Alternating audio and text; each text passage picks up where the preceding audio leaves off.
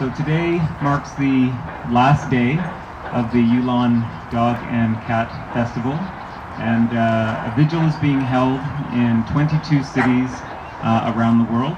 So thank you all for spending some time with us this evening. Good evening, everyone. I dedicate this piece to all sentient, non-human animals on Earth. I'm here tonight in solidarity with Chinese animal rights activists as a concerned citizen opposed to the violence against animals happening this month in Yulin. I have seen shocking videos exposing the horrific conditions of animals in the Chinese dog meat trade. Dogs are being urinated on, crowded in pens, beaten, dragged, stabbed, and thrown in boiling hot water while still alive.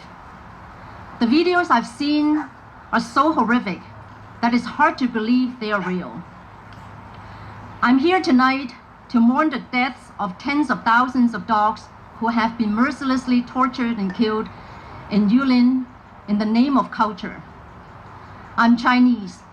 I grew up in a human-centric Chinese family which embraces the habit of eating animals, including dogs. But our culture is simply a hand-me-down belief system to steer my thinking and behavior on the same path as and in conformity with my parents, my grandparents, and ancestors, so that I can claim a membership and loyalty to my clan. In reality, though, self-serving cultures will do just anything, including telling lies and perpetuating violence to achieve these loyalty goals. I strongly believe that a culture involving cruelty is not a culture worth supporting. I'm here tonight not only to condemn the totally unnecessary and despicable dog meat trade in Yulin, but also to reflect on the reality that Yulin is everywhere. We all know the truth. These dogs, like all animals, are sensitive, feeling beings who don't deserve to be brutalized. They deserve to be free with families and friends and live their lives unharmed by humans. We know that dogs are trusting. So are the so-called food animals, including cows, pigs, sheep, chickens, rabbits, and so on. They trust us. We, as the human race, betray them. I'm here tonight to remind myself that because Yulin is everywhere, activism needs to be everywhere. As we are here to support the activists on the Chinese soil, fighting for the lives of defenseless dogs and demanding an end to the vile dog meat trade, we need to be as equally, if not more committed to working to stop the violence against animals in Canada. I have my deepest admiration for the Chinese activists and other activists, including some direct action folks who went to Yulin to fight for the lives of dogs. They focus on action, not talking. They hit the ground, not just the like button on Facebook.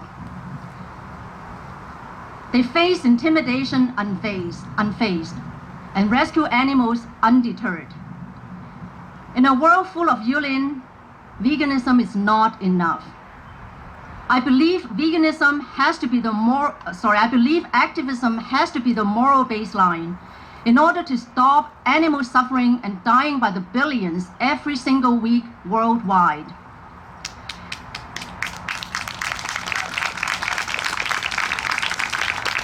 And thanks to Direct Action Everywhere, enlightening me to this realization.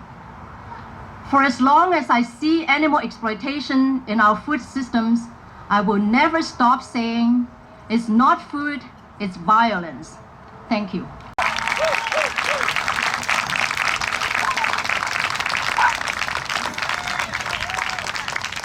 For as long as I can remember, I've always loved dogs.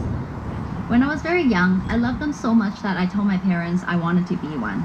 And because of this, my family's pet name for me is Puppy. I was born in Hong Kong and lived there for 10 years of my life. Our lifestyle before coming to Canada and the space we had weren't the most suitable to have a dog. So when we immigrated here, my parents told my two sisters and I that we could get a dog. And since then, living and caring for dogs has been a big part of my life. When I was maybe about 12 years old, one day my dad joked to me about going to China and having dog meat. He said that he had it before when he was younger and it was delicious. I was really mad, and of course I forbade him. He reminded me that I ate animals like cows and chicken and asked me what the difference was, and I was stumped. I said to him that I didn't know the answer, but he shouldn't eat dogs. Fast forward 20 years, I was a down, wool, leather-wearing, animal flesh-eating, animal lover. I was against hunting, fishing, BSL, puppy mill, dog fighting rings, and of course the cat and dog meat trade in Asia. And looking back, I really was a hypocrite, but didn't know it. For a long time, I was too scared to learn the truth because I knew it would break my heart. I was scared to change because I thought it would be too hard. But once I found the courage to open myself up for the knowledge, I realized how much I needed and wanted to change. Now I can legitimately say that I love animals and not just cats and dogs. In North America, our companion animals are integrated in every part of our life, and we see them as family. We ooh and ah over cute dogs and cat videos, and some even have their own Instagram accounts and followers. We are outraged when we hear stories of abuse. People will speak up against cruelty towards cats and dogs, and very often lending assistance to a dog or cat in need. Why is it that other species of animals are not afforded the same kind of treatment and consideration? Yes, people were angry about the killing of Cecil and Harambe, but what about Mercy, the pig who escaped from a farm in Winnipeg last summer and was sent back to a processing plant despite public effort to send her to a sanctuary? Or a nameless baby lamb found wandering in Whitby this past April, who was sent back to the farm to wait for his death. Would the ending be different for the lamb if the lamb was a dog who escaped from a dog meat farm? Would the person who found him try to save him instead of returning him as, the property of the owner? In Yulin and many other cities in Asia, they have a very different attitude than us. They see cats and dogs as commodity. We condemn their treatment of animals and we shame them for being barbaric and heartless. But if you think about it, we do the exact same thing here, only two different species of animals. We're no different.